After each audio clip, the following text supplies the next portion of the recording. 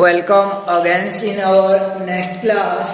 तो देख रहे थे हम लोग प्रूफ नंबर 17 ये कल बाहर आएगी आंटी ग्रुप जो है इनको स्टडी कर रहे थे समूह 17। तो समूह 17 की हेलोजनों का अध्ययन कर रहे थे। तो इन हेलोजनों में से फ्लोरीन क्लोरीन ब्रोमीन आयोडीन में इनका रासायनिक गुण दे रहे थे और रासायनिक गुण के अंतर्गत पहला ऑक्सीकरण अवस्था। तो हेलोजनों का ऑक्सीडेशन नंबर -1 +1 +3 +7 तब होती है +5 +7। लेकिन याद रखिए ना, फ्लोरीन केवल -1 ऑक्सीकरण अवस्था को प्रदर्शित करता है। कारण क्या रहता है कि उच्च विद्युतीयता व डिकल्चर का अभाव के कारण यह केवल -1 ऑक्सीडेशन नंबर को शो करता है। तो क्वेश्चन के रूप में देता है फ्लोरीन केवल -1 क्यों प्रदर्शित करता है, बल्कि उत्तर इस प्रकार से हो जाएगा। अब दूसरा देखते हैं हम लोग कि इनका ऑक्सीकारक गुण जो है, दूसरा प्रकार का पहला ऑक्सीकरण था ऑक्सीकरण अवस्था, और दूसरा हो जाता है केमिकल प्रॉपर्टीज में कि ऑक्सीकारक गुण यानी हेलोजनों का ऑक्सीकारक गुण को समझाइए, ये क्वेश्चन आ जाता है। तो हेलोजनों का इलेक्ट्रॉनिक विन्यास से स्पष्ट होता है कि इनके अंतिम कोश में, जैसे फ्लोरीन है तो अंतिम कोश में यानी अष्टक को पूर्ण करने के लिए इनको एक इलेक्ट्रॉन की आवश्यकता होती है, और एक इलेक्ट्रॉन को ग्रहण करके अपने अष्टक को तीव्रता से पूर्ण करने की प्रवृत्ति रखते हैं। यानी इलेक्ट्रॉन ग्रहण कर अष्टक को पूर्ण करने की प्रवृत्ति रखते हैं। और जो इलेक्ट्रॉन ग्रहण करते हैं ना, यानी इलेक्ट्रॉन जिस अभिक्रिया में इलेक्ट्रॉन ग्रहण की जाती है उस अभिक्रिया को अपचयन अभिक्रिया कहते हैं, या वह प्रक्रिया जिसमें इलेक्ट्रॉन ग्रहण की जाती है अपचयन प्रक्रम कहलाती है। वह अपचयन में भाग लेने वाले अभिकारक को अपचायक कहा जाता है। तो इस प्रकार से हेलोजन जो रहते हैं वो इलेक्ट्रॉन ग्रहण कर अष्टक को पूर्ण करने की प्रवृत्ति रखते हैं। अतः इलेक्ट्रॉन ग्रहण करने की प्रवृत्ति होने के कारण ये प्रबल जो इलेक्ट्रॉन ग्रहण की जाती है वो अभिक्रिया का नाम जो है अपचयन अभिक्रिया होता है, और वह अभिकारक जो इलेक्ट्रॉन ग्रहण कर अपचयन अभिक्रिया को संपन्न करता है उसे ऑक्सीकारक कहा जाता है। तो इस प्रकार ये हेलोजन जो है प्रबल ऑक्सीकारक होते हैं, क्योंकि एक इलेक्ट्रॉन को ग्रहण कर अपने अष्टक को पूर्ण करने की प्रवृत्ति रखते हैं। एक इलेक्ट्रॉन को ग्रहण कर अपने अष्टक को पूर्ण करने की प्रवृत्ति रखते हैं। तो हेलोजनों का सामान्य इलेक्ट्रॉनिक विन्यास NH2N3 होता है। अतः ये एक इलेक्ट्रॉन ग्रहण कर अपना अष्टक को पूर्ण करने की प्रवृत्ति रखते हैं। इलेक्ट्रॉन ग्रहण करने की इसी प्रबल प्रवृत्ति होने के कारण ये प्रबल ऑक्सीकारक कहलाते हैं। क्वेश्चन आ जाता है कि हेलोजन प्रबल ऑक्सीकारक होते हैं क्यों बोल के। तो हेलोजनों का सामान्य इलेक्ट्रॉनिक विन्यास NH2N3 होता है। अतः अपने अष्टक को पूर्ण करने के लिए इलेक्ट्रॉन ग्रहण करने की प्रबल प्रवृत्ति रखते हैं। इलेक्ट्रॉन ग्रहण करने की इसी प्रबल प्रवृत्ति के कारण ये प्रबल ऑक्सीकारक कहलाते हैं। तो ये हेलोजन जो प्रबल ऑक्सीकारक हो जाते हैं। फिर क्वेश्चन आ जाता है कि इन हेलोजनों में से सबसे प्रबल ऑक्सीकारक कौन होता है बोल के। तो याद रखें सबसे प्रबल ऑक्सीकारक जो है वो फ्लोरीन हो जाता है, क्योंकि फ्लोरीन का विद्युत ऋणात्मकता सबसे ज्यादा होता है। तो इलेक्ट्रॉन को अपनी ओर ग्रहण करने की प्रवृत्ति सबसे ज्यादा होगा, तो ऑक्सीकारक क्षमता भी सबसे ज्यादा होता है। ऑक्सीकारक क्षमता दो चीजों पर निर्भर करता है। पहला कि उसके विद्युत ऋणात्मकता पर, जो विद्युत ऋणात्मकता ज्यादा रहेगा इलेक्ट्रॉन तीव्रता से ग्रहण करेगा तो प्रबल ऑक्सीकारक होगा। दूसरा कि उसका मानक अपचयन भी हो, जिसका मानक अपचयन भी हो जितना ज्यादा धनात्मक होता है वह उतना प्रबल ऑक्सीकारक होता है। तो हेलोजनों में से फ्लोरीन की विद्युत ऋणात्मकता का मान उच्च व मानक अपचयन विभव का मान उच्च धनात्मक 2.87 होने के कारण यह प्रबल आक्सीकारक कहलाता है। तो हेलोजन दो टाइप का क्वेश्चन बना यहाँ पे कि हेलोजन प्रबल आक्सीकारक होते हैं क्यों, ये क्वेश्चन का आंसर हो जाएगा आपका कि हेलोजनों का सामान्य इलेक्ट्रॉनिक विन्यास NH2Np5 होता है, अतः इनमें इलेक्ट्रॉन ग्रहण करने की प्रबल प्रवृत्ति होती है। इलेक्ट्रॉन ग्रहण कर अपने अष्टक को पूर्ण करने की इसी प्रवृत्ति के कारण ये प्रबल आक्सीकारक कहलाते हैं। तथा इन हेलोजनों में से फ्लोरीन की विद्युत ऋणात्मकता उच्च व मानक हाइड्रोजन विभव यानी मानक अपचयन विभव का धनात्मक मान उच्च होने के कारण यह प्रबल आक्सीकारक कहलाता है तथा उच्च मानक अपचयन विभव होने के कारण, उच्च धनात्मक मानक अपचयन विभव होने के कारण यह प्रबल आक्सीकारक कहलाता है। तो इस प्रकार से ये था आपका आक्सीकारक गुण जो है यानी हेलोजनों का, यह आक्सीकारक गुण हो जाता है कि हेलोजनों का सामान्य इलेक्ट्रॉनिक विन्यास NH2Np5 होता है, अतः इनमें इलेक्ट्रॉन ग्रहण कर अपने अष्टक को पूर्ण करने की प्रबल प्रवृत्ति होती है। अतः इलेक्ट्रॉन ग्रहण करने की क्षमता तीव्र होने के कारण ये प्रबल आक्सीकारक होते हैं। और आक्सीकारक क्षमता फ्लोरीन, क्लोरीन, ब्रोमीन, आयोडीन होते हैं। इन हेलोजनों में से फ्लोरीन का विद्युत ऋणात्मकता यानी इन हेलोजनों में से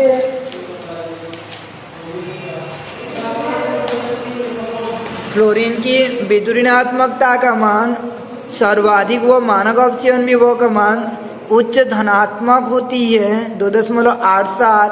अतः फ्लोरीन अन्य हेलोजनों की तुलना में प्रबल आक्सीकारक होता है। तो ये था रासायनिक गुण के अंतर्गत आक्सीकारक गुण जो है। उसके बाद अगला केमिकल प्रॉपर्टीज होता है। नेक्स्ट जो है केमिकल प्रॉपर्टीज होता है आपका ये आक्सीकारक गुण के उपरांत जो है बंध की प्रकृति जो है यानी बंध की प्रकृति, हेलोजनों की बंध की प्रकृति, तो बंध की प्रकृति हेलोजनों में ऊपर से नीचे गिराने पर आयनिक बंध बनाने की क्षमता कम होती जाती है और सहसंयोजी बंध बनाने की क्षमता बढ़ती जाती है। यानी हेलोजनों में ऊपर से नीचे गिराने पर हेलोजनों में ऊपर से नीचे गिराने पर आपका ये क्लोरीन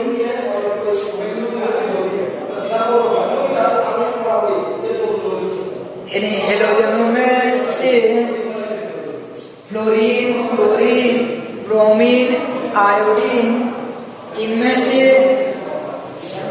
ऊपर से नीचे की जैसे आते जाते हैं डीपर आते जाते हैं, ऊपर से नीचे की आते जाते हैं। तो ऐसा स्थिति में जो है आपका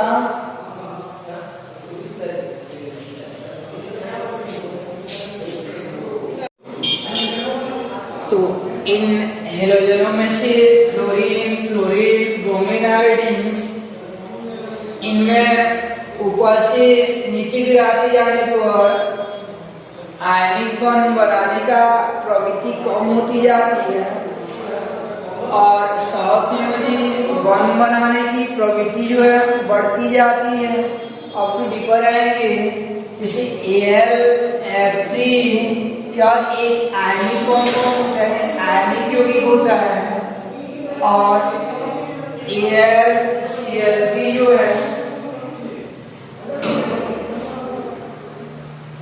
AlCl3 जो है ये आपका सहसंयोजी यौगिक होता है, सहसंयोजी यौगिक रहता है और ये AlF3 जो है आयनिक यौगिक रहता है। तो ऊपर से नीचे गिराते जाने पर ये आयनिक लक्षण धीरे धीरे कम होता जाता है, सहसंयोजी लक्षण बढ़ता जाता है। तो इसका कारण क्या रहता है? ऊपर से नीचे गिराते जाने पर हेलोजनों का आकार जो बढ़ता जाता है, हेलोजनों का आकार बढ़ता जाता है और इधर धनायन वाला वही रहेगा, धनायन का Al है और ऊपर से नीचे गिराएंगे तो ये आकार बढ़ता जाता है। तो आकार जितना बड़ा होता जाएगा तो एक चीज याद रखिए ना, या धनायन जो है उसी स्थिति में आकार ज्यादा बड़ा हो जाने पर पहले आयनिक बॉन्ड जो बना रहता है, याद रखिए ना, कोई भी बॉन्ड जो 100% आयनिक नहीं होता है, 100% सहसंयोजी नहीं होता है, पहले आयनिक बॉन्ड बना रहता है, ये इलेक्ट्रॉन को दे दिया जाता है, ये ग्रहण कर लिया जाता है फ्लोरीन जो है, तो ऐसे फ्लोरीन इलेक्ट्रॉन को ग्रहण कर लिया जाता है। तो आकार अगर बड़ा हो जाता है ना, तो ये धनायन जो है इसका क्षेत्र विस्तार होने के कारण, यानी बड़ा होने के कारण इधर की इलेक्ट्रॉन को, यानी ऋणायन की इलेक्ट्रॉन को बीच में थोड़ा सा खींच लेता है, यानी बीच की ओर थोड़ा सा आकर्षित कर लेता है, जिसे ऋणायन का ध्रुवण या विरूपण कहा जाता है। यानी धनायन का विरूपण हो जाता है या ध्रुवण हो जाता है, अपनी ओर खींच लेता है, ये धनायन आकार जितना बड़ा होता जाएगा। तो ये जो ऋणायन के रूप में, यानी पहले इलेक्ट्रॉन ले गया तो पूरा, अब उसके पास पूरा नहीं रहता, अपितु साझे के इलेक्ट्रॉन के रूप में बीच में आ जाता है, यानी साझे के इलेक्ट्रॉन के रूप में बीच में आ जाता है। तो इसी स्थिति में साझे के इलेक्ट्रॉन के रूप में अगर बीच में आ जाएगा तो साझे इलेक्ट्रॉन के रूप में हो जाता है, सहसंयोजी लक्षण जो बढ़ जाता है।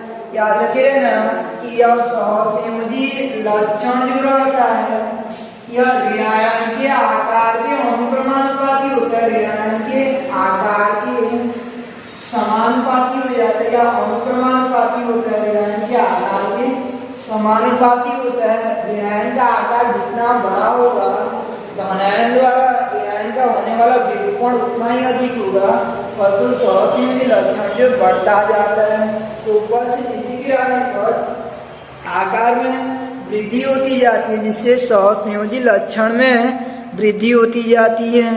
यानी हेलोजनों में ऊपर से नीचे गिराने पर आयनिक बॉन्ड बनाने की प्रकृति कम होती जाती है। अब देखते हैं आगे जो है कि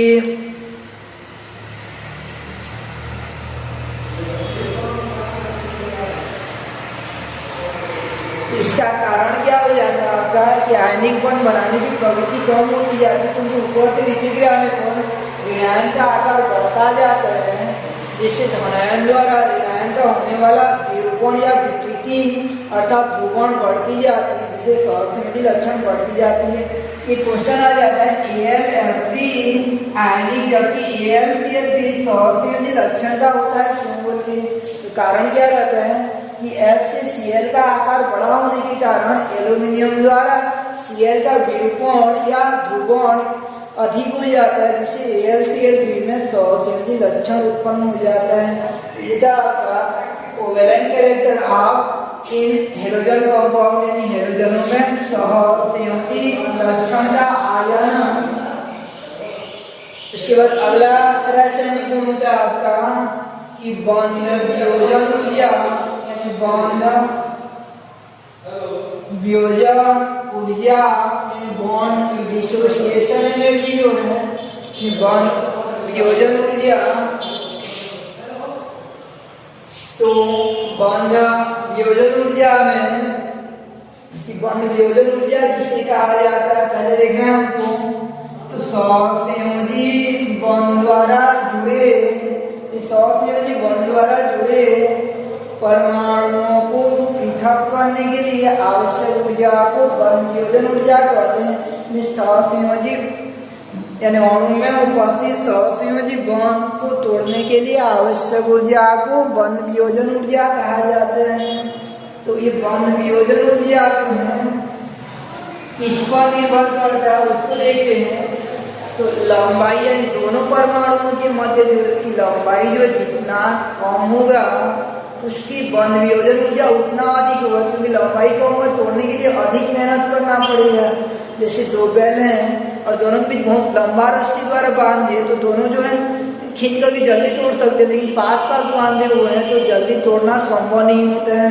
तो ये बंध वियोजन ऊर्जा जो है इस पर निर्भर करती है। ये बॉन्ड डिसोसिएशन एनर्जी, बंध वियोजन ऊर्जा जो है, ये बंध वियोजन ऊर्जा ये व्युत्क्रमानुपाती होता है बंध लंबाई का, बंध लंबाई के व्युत्क्रमानुपाती होता है कि लंबाई अगर अधिक रहेगा तो तोड़ने के लिए ऊर्जा कम लगेगा, लंबाई कम रहेगा तो तोड़ने के लिए कम ऊर्जा लगेगा, लंबाई कम रहेगा तोड़ने के लिए अधिक ऊर्जा लगेगा। तो हेलोजनों में ये F2, Cl2, Br2 और I2 इन पर विचार करते हैं तो इनमें से सबसे कम लंबाई वाला का यानी सबसे कम बंध लंबाई ये फ्लोरीन का होता है यानी F2 में, इसलिए इसकी बंध वियोजन ऊर्जा सर्वाधिक होनी चाहिए। उसके बाद फ्लोरीन का और उसके बाद जो ब्रोमीन का, उसके बाद आयोडीन का, क्योंकि फ्लोरीन में आकर्षण अधिक होगा तो उसकी लंबाई कम होता है जिससे अधिक ऊर्जा लगेगा, और उधर जो आकर्षण कम होता है तो लंबाई अधिक होगा तो तोड़ने के लिए कम ऊर्जा लगेगा।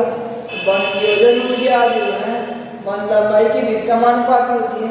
लेकिन एक चीज याद रखे रहना कि ये F2 का आकार जो है बहुत यानी F2 में F का आकार बहुत छोटा होने के कारण ये F के मध्य प्रतिकर्षण बल का मान बढ़ जाते हैं, प्रतिकर्षण बल अधिकतम हो जाती है, यानी F के मध्य जो है प्रतिकर्षण बल का मान अधिक हो जाती है, प्रतिकर्षण बल का मान अधिक हो जाती है, जिससे आपका इसको तोड़ने के लिए थोड़ा सा कम मेहनत करना पड़ता है, कम ऊर्जा लगता है, जिससे इसकी बंध वियोजन ऊर्जा जो है Cl2 Br2 से कम हो जाती है।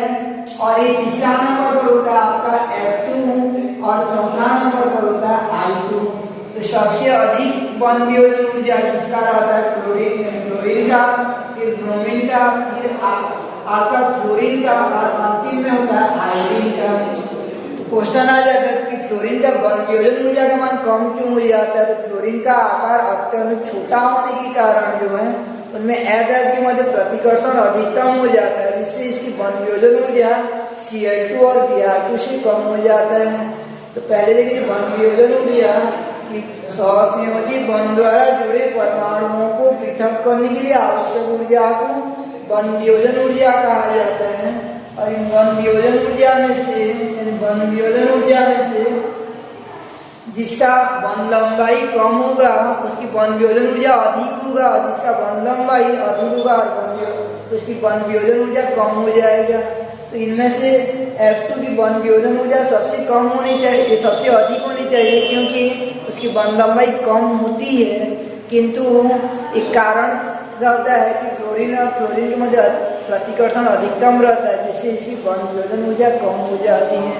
इस प्रकार से बंध वियोजन ऊर्जा जो है, बंध वियोजन ऊर्जा की सामान्यतः हेलोजनों में ऊपर से नीचे गिराने पर बंध ऊर्जा का मान घटती जाती है, क्योंकि बंध लंबाई का मान बढ़ती जाती है। यानी बंध वियोजन ऊर्जा जो बंध लंबाई का व्युत्क्रमानुपाती होता है। फ्लोरीन का आकार अत्यंत छोटा होने के कारण बाह्यतम कोश में उपस्थित इलेक्ट्रॉन के मध्य यानी बाह्यतम कोश में उपस्थित इलेक्ट्रॉन के मध्य प्रतिकर्षण बढ़ती जाती है, जिसके कारण इसकी बंध वियोजन ऊर्जा Cl2 और Br2 से भी कम हो जाती है। यानी सबसे अधिक बंध वियोजन ऊर्जा Cl2 का होता है, फिर Br2 का, फिर F2 का और फिर I2 का। फिर नेक्स्ट में हम लोग देखेंगे कि समूह 17 के तत्वों का हाइड्राइड